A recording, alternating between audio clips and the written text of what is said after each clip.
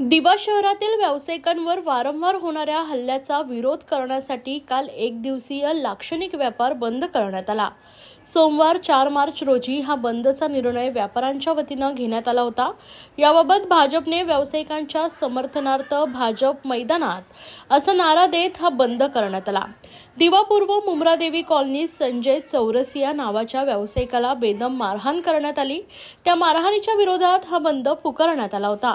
यापुढे दिव्यातील कोणत्याही व्यापाऱ्यावर अन्याय अत्याचार झाल्यास दिवा भाजप रस्त्यावर उतरून आंदोलन करेल असा इशारा यावेळी देण्यात आला। यासाठी भाजपने सहाय्यक पोलीस निरीक्षक शहाजी शेळके यांची भेट घेऊन त्यांना निवेदन दिले।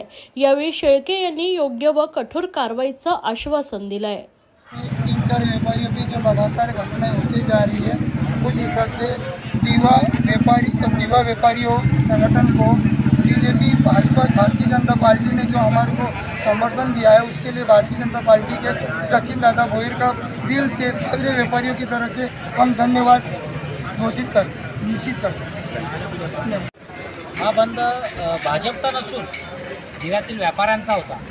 आमचे एक व्यापारी बंधू संजय चौरसिया या व्यापाऱ्यावर एका इथल्या लोकल गुंडाने त्याला विनाकारण मारहाण केली होती आणि यापूर्वी देखील मुंब्रादेवी कॉलनीमध्ये महालक्ष्मी स्टोर्स असेल किंवा अजून ते गुजरचं दुकान असेल यांच्यावर देखील त्या गुजरच्या दुकानावर लघुशंका केलेली आपल्याला आढळली।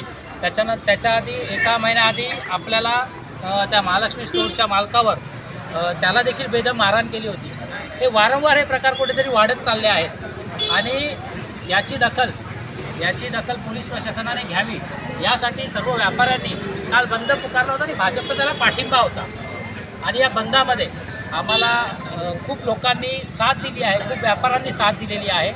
बरेचसे व्यापारी दुकानात त्यांनी बंद ठेवलेलं आहे, काहींनी बंद ठेवले नव्हते आणि कोणावर जोर जबरदस्ती केलेली नाही आहे। आमचं एकच म्हणणं आहे की ज्या व्यापाऱ्याला इथे मारहाण झालेली आहे त्याला योग्य तो न्याय मिळावा। आणि आज आम्हाला या दिवा पोलीस चौकीचे शेळके साहेब असतील किंवा कोळेकर साहेब असतील किंवा किंगरे साहेब असतील यांनी आम्हाला आश्वासन दिलं आहे की आम्ही परत त्या प्रकरणाची सखोल चौकशी करून योग्य ती कारवाई त्या व्यक्तींवर करू असं आश्वासन आम्हाला दिलेलं आहे।